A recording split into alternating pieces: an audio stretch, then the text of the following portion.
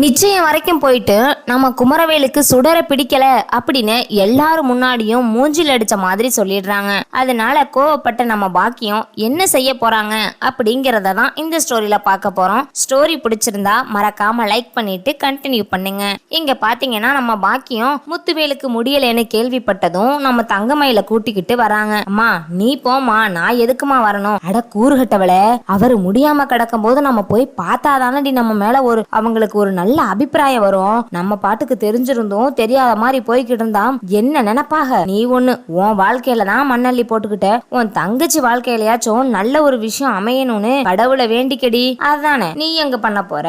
ஏற்கனவே கல்யாணத்தை நிறுத்தணும்னு ஒத்த கால்ல நின்னுகிட்டு இருக்கிறவ இப்ப உங்க கல்யாணத்தை மட்டுமா சரி செய்ய போற? அப்பா நீ அங்க வாய மூடிக்கிட்டு இருந்தா அதுவே போதும் அப்படின்னு தங்கமயில கூப்பிட்டுக்கிட்டு போறாங்க. அங்க போய் பாத்தீங்கன்னா நம்ம பாக்கியம் அங்க போய் நின்னுக்கிட்டு, என்னங்க நல்லா இருக்கா சம்பந்தி, எப்படி இருக்கு அப்படின்னு சொல்லி கேட்டுக்கிட்டு இருக்கும் போது நல்லா இருக்குமா அப்படிங்கிறாங்க. அப்ப உடனே நம்ம சக்திவேலு, இவ்வளவு நாளும் எங்க அண்ணனுக்கு முடியலன்னு கல்யாண வேலையை தள்ளி போட்டிருந்தோம், இப்பதான் எங்க அண்ணன் சரியாய் வந்துட்டாரு, இனிமே கல்யாண வேலையை ஆரம்பிக்கலாம்லனே அப்படின்னு நம்ம சக்திவேல் கேட்ட உடனே மூஞ்சில் அடிச்ச மாதிரி, அப்பா கொஞ்ச நேரம் அமைதியா இருக்கீங்களா? சும்மா எப்ப பார்த்தாலும் கல்யாணம் கல்யாணம்னுகிட்டு எனக்கு இந்த கல்யாணத்துல விருப்பமே இல்ல அப்படின்னு சொன்ன உடனே அங்க எல்லாருமே கொஞ்ச நேரம் அமைதியாவே நிக்கிறாங்க. நம்ம பாக்கியத்தோட கண்ணு செக்க செவேர்னு கோவப்பழ மாதிரி செவந்து தண்ணி அப்படியே மாலை மாலையா ஊத்துது. இத பார்த்ததுமேட்டு ரொம்பவே ஃபீல் பண்றாங்க. என்ன இவங்க இந்த அளவுக்கு அழுகுறாங்களே, இங்க கொஞ்சம் அமைதியா இருங்க, இங்க ஏண்டா இப்படி சொல்ற அப்படின்னு நம்ம சக்திவேல் ஒரு பக்கம் கோவப்படுறாரு. இன்னொரு பக்கம் நம்ம பாக்கியம் இருந்துகிட்டு, என்னடா என்ன துமுறு இருந்தா என் பிள்ளைய பிடிக்கலன்னு சொல்லுவ? நானா உங்க வீட்டுல என் பொண்ணை கட்டிக்கன்னு கால்ல விழுந்தனா? நீங்களா தானே வந்தீங்க, என் பொண்ணை எப்படியாச்சும் கல்யாணம் பண்ணிக்க தம்பின்னு கெஞ்சி கேட்டியே, வெக்கங்கட்டவனே, இப்ப எதுக்குடா என் புள்ளைய வேண்டான்னு சொல்ற? அப்படி என்னடா என் புள்ள உனக்கு கெடுதல் பண்ணுனா? அவ எவ்வளவு சொக்க தங்கம் தெரியுமா?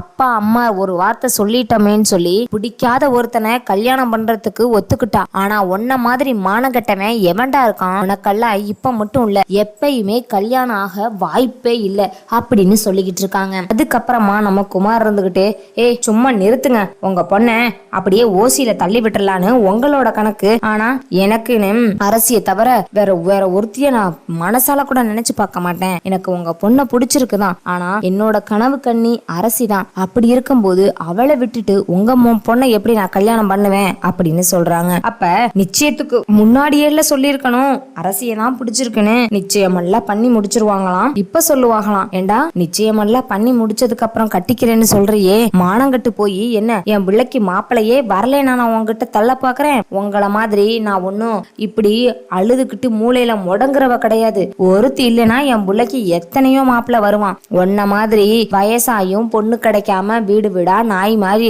அலைஞ்சுகிட்டு இருக்க ஆளு நான் நினைச்சியா அப்படின்னு சொல்றாங்க.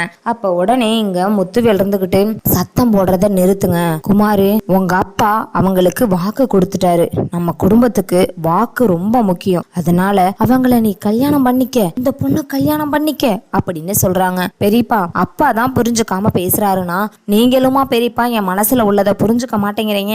எனக்கு அந்த பொண்ணை பிடிக்கல பெரியப்பா, எனக்கு அரசிய தான் ரொம்ப பிடிச்சிருக்கு. அரசியும் எவனோ ஒருத்தன் கார்த்திகான், அவன் கூட அதுவும் ஒரு பொறிக்கடலை விக்கிறவன் கூட சேர்ந்துக்கிட்டு அலையறா. என்னால அவ இல்லாம என் லைஃப நினைச்சு கூட பார்க்க முடியல அப்படின்னு வேண்டு உடனே இங்க முத்துவேலு நம்ம சக்திவேலை கூப்பிட்டு திட்டுறாங்க. ஏண்டா பிள்ளைங்களோட மனசுல என்னத்தை கத்து கொடுக்கணும்னு உனக்கு விவஸ்தியே இல்ல. அவன் பாட்டுக்கு இருந்தான், ஆனா அவளை போய் லவ் பண்ணுன்னு சொல்லி இன்னைக்கு எவ்வளவு கேவலமான ஒரு விஷயத்த பண்ணிக்கிட்டு இருக்காங்க. உனக்கு ஏண்டா புத்தியே வரமாட்டேங்குது அப்படின்னு சொல்லவும், அண்ணே நான் எதுக்காக சொன்னேன், அந்த குடும்பம் அப்ப இருந்து இப்ப வரைக்கும் நம்மளுக்கு எம்பிட்டு கஷ்டத்தை கொடுத்துருக்குதுங்க, அதனால பழிக்கு பழி வாங்கலாமேன்னு தான் நான் செஞ்சேன். ஆனா இந்த அளவுக்கு நம்மளையே பிசுநாட்டை பிடிச்சுக்குவாங்கன்னு யாருக்கு தெரியும்? எம்புள்ள சும்மா விளையாட்டா லவ் பண்ணுடான்னு சொன்னதுக்கு வினயமா லவ் பண்ணிட்டு கட்டுனா அவளை தான் கட்டுவேன்னு சொல்லிக்கிட்டு இருக்கான் அப்படின்னு சொல்றாங்க. உடனே முத்துவேல் இருந்துகிட்டு, இங்க பாரு குமாரு, நீங்க ஒரு பொண்ணோட வாழ்க்கையில விளையாண்டுகிட்டு இருக்க, உங்க அப்பா சொல்ற பொண்ணையே கல்யாணம் பண்ணிக்க, அதுவும் இல்லாம அந்த பொண்ணுக்கு நிச்சயம் எல்லாம் பண்ணிட்டோம், இதை விட நம்ம விட்டுட்டு போயிட்டோம் அப்படின்னா உனக்கு வேற பொண்ணே கொடுக்க மாட்டாங்க அப்படின்னு சொல்றாங்க. பெரியப்பா எனக்கு வேற பொண்ணே கிடைக்காட்டியாலும் பரவாயில்ல, ஆனா அரசியை விட்டு என்னால எங்கேயுமே போக முடியாது. அரசியோட வாழ்ந்தா என் வாழ்க்கையை தொடர்றேன். இல்ல எனக்கு பொண்ணு கிடைக்கல அப்படின்னு நீங்க சொல்லிட்டாலும் வேற ஒரு பொண்ணோட என்னால கல்யாணம் நான் பண்ணிக்க மாட்டேன் அப்படின்னு சொல்றாங்க. இங்க பாருடா, நீ என்னமோ பெருசா யோசிக்கிறான். கொஞ்சம் இந்த கல்யாண விஷயத்துல பார்த்து பொறுமையா பண்ணுங்க. பையனுக்கு பிடிக்கல அப்படின்னா 2 பேத்தையும் கல்யாணம் பண்ணி வச்சு அவங்களோட வாழ்க்கைய நம்ம கெடுத்துடக்கூடாது. மனசு ஒருத்தருக்கு ஒருத்தர் புரிஞ்சு நடந்துக்கணும். மனசார ஒருத்தரை லவ் பண்ணா மட்டும்தான் அவங்க கூட கடைசி வரைக்கும் வாழ முடியும். அதை விட்டுட்டு மனசுக்கு பிடிக்காதவனோட வாழ்ந்தா அந்த வாழ்க்கை சொர்க்கம் இல்லப்பா, அது ரொம்ப நரக வேதனையோட கேவலமா போயிரும். நான் சொல்றது உனக்கு புரியும் நினைக்கிறேன். இதுக்கப்புறமும் நான் சொல்றத காது கொடுத்து நீ கேட்காததும் உன்னோட விருப்பம். இதுல எந்த ஒரு பிரச்சனையும் இல்ல. நீ என்ன நினைச்சாலும் அது எனக்கு சௌரியம்தான் அப்படின்னு சொல்றாங்க. உடனே நம்ம பாக்கியம் இருந்துகிட்டு, என்னங்க பொண்ணு கேட்க அப்படியே வருவைகளாம், அதுக்கப்புறம் பொண்ணு பிடிக்கலன்னு சொல்ல வருவைகளாம், ரொம்ப நல்லா இருக்கு உங்களோட ஆடுபுலி ஆட்டம். பொண்ணு கிடைக்காம எல்லாம் சுத்திக்கிட்டு அலையிறாங்க. ஏண்டா மானங்கட்ட குடும்பம், நீங்க மானங்கட்ட குடும்பம்ன்றனாலதான் உங்களுக்கு ஒரு போய் பையன் கொடுக்க மாட்டேன்ட்டான் எவ்வளவுமேன்ட்டு. ஆனா போனா போகுது, நம்ம தங்கச்சி நல்லா இருக்கணும் அப்படிங்கிறதுக்காக என் பொண்ணு தங்கமயில சொன்ன ஒரு வார்த்தைக்காக தான் நானும் உங்க கூட சம்மந்தம் வச்சுக்கிறதுக்கு விருப்பப்பட்டேன். ஆனா இப்ப சொல்றேன், உங்க கூட சம்மந்தம் வச்சுக்கணும்னு நினைச்ச என் புத்திய செருப்பால அடிச்சுக்கணும். உண்மையா எல்லாரும் ரொம்ப நல்லவங்களா தான் இருக்கிறாங்க. ஆனா பணம் காசு அப்படின்னு வரும்போது நீ என்ன சொல்றது நான் என்ன கேக்குறதுன்னு ரொம்ப கேவலமால நடந்துக்கிறாங்க. நீங்க இந்த அளவுக்கு சீப்பா நடந்துக்காதீங்க.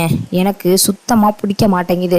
யாரு என்ன சொன்னாலும் இதுக்கப்புறம் அவங்க உண்டு அவங்க வேலை உண்டுன்னு தான் இருக்கணும். இதுக்கப்புறம் நீ சுடரதான் கல்யாணம் பண்ணிக்கணும் அப்படின்னு சொல்லி முத்துவேல் சொல்றாரு. அப்ப உடனே குமார் இருந்துகிட்டு, என்னால முடியவே முடியாது, அவளை கல்யாணம் பண்ணிக்கிறதுக்கு நான் சும்மாவே இருந்துருவேன் அப்படின்னு சொல்லவும் கோவம் தாங்க முடியாத நம்ம பாக்கியம் அங்க இருந்து ஓடி வந்து குமரவேலை கன்னத்துல பலார்னு ஒரு அரைச்ச கொடுக்குறாங்க. ஏண்டா அன்னைக்கு என் பொண்ணை தனியாளா கூட்டிட்டு போய் பேசியிருக்க, உனக்கு என்ன பிடிச்சிருக்கா பிடிக்கலையான்னு? இன்னைக்கு என்ன அவ இன்னைக்கு என்ன கோணிக்கிட்டாளா?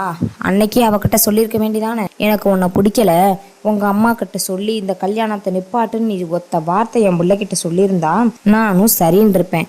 இப்ப பொட்ட புள்ள மனசுல ஆசையை வளர்த்து விட்டுட்டு இப்ப எதுவுமே எனக்கு வேண்டானா என்னடா அர்த்தம்? நீ கேட்டா என் பிள்ளைய தூக்கிட்டு வந்து உங்ககிட்ட கொடுக்கணும், நீங்க வேணான்னு சொல்லிட்டா அவளுக்கு மனசுல அழிச்சிடணும்னு நினைச்சுக்கிட்டு இருக்கீங்களா?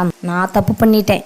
என் புள்ள அவ பாட்டுக்கு கிடந்தா. நான் சரி நீங்க கேக்குறீங்களே, அதுவும் நீங்க ரொம்ப நல்லவக அப்படின்னு நினைச்சு உங்களுக்கு நான் பொண்ணு கொடுக்க ஒத்துக்கிட்டேன். ஆனா இப்ப என் பொண்ணோட வாழ்க்கையில தலையில இடிய தூக்கி போட்ட மாதிரி அவளுக்கு இவ்வளோ பெரிய கஷ்டத்தை கொடுத்துட்டீங்க. நானே என் பிள்ளையோட வாழ்க்கையை அழிச்சிட்டேன். இதுக்கப்புறம் பொண்ணுன்னு வீடு தேடி வந்துடாதீங்க, காலெல்லாம் ஒடிச்சு அனுப்பி போடுவேன் அப்படின்னு சொல்லிட்டு உள்ள போறாங்க.